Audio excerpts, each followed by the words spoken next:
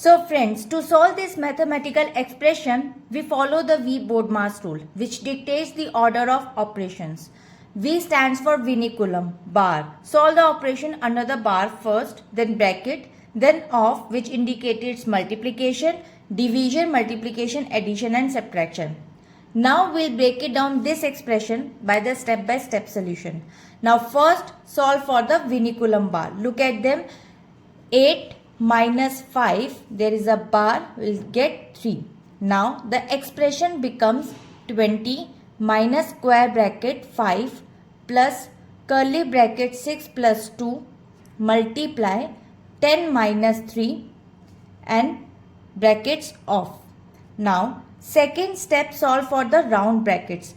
Perform the subtraction inside the round brackets. So now 10 minus 3 equals to 7. Again the expression becomes 20 minus square bracket 5 plus curly braces 6 plus 2 multiply by 7 and then bracket. Here, do not try to solve multiple brackets in your head. Rewriting the entire expression after every single operations prevents simple calculations error. Now solve for the third step.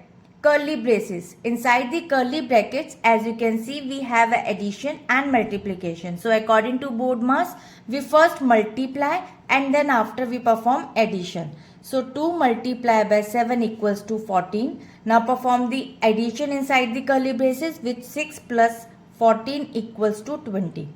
Now again the expression becomes 20 minus square bracket 5 plus 20. Now step 4. Solve the square brackets. Perform the addition inside the square brackets. So there is 5 plus 20 in square bracket equals to 25. Now expression becomes 20 minus 25. Finally, step 5. Perform subtraction. Subtract 25 from 20. You will get 5 and larger digit have a negative sign. You have to put negative along with it. Conclusion says check always the bar. The vinculum bar acts like a super bracket. Treat whatever it is under it as a single priority unit before doing anything else in that section.